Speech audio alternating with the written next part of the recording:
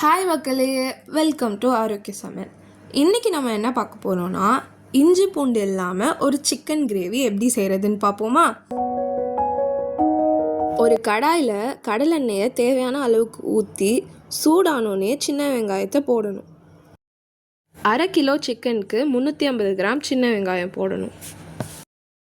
வெங்காயம் நல்லா வதங்கினோடனே சிக்கனை போட்டு வதக்கணும்.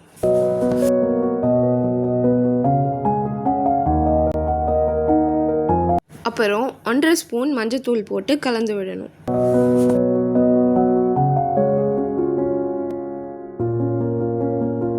அப்புறம் தேவையான அளவு உப்பு போட்டு நல்லா கலந்து விட்டுட்டு காஞ்ச மிளகாவை 2ஆக வெட்டி அதில் உள்ள விதை எல்லாத்தையும் எடுத்துட்டு ஒரு கைப்பிடி மிளகாயை போட்டு வதக்கணும்.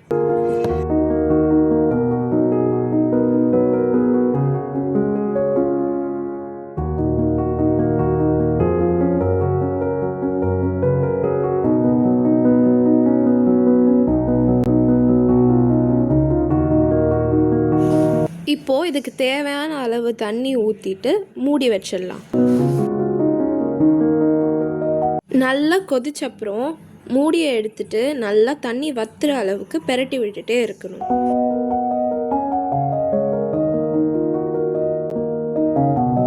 அவ்வளோதான், செம ஹாட்டான வெங்காய சிக்கன் ரெடி.